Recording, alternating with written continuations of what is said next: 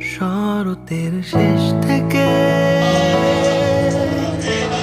বসন্ত পুরোটা ভেবে তোমাকে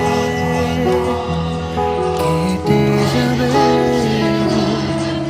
যদি মন থেকে ডেকে দেখো।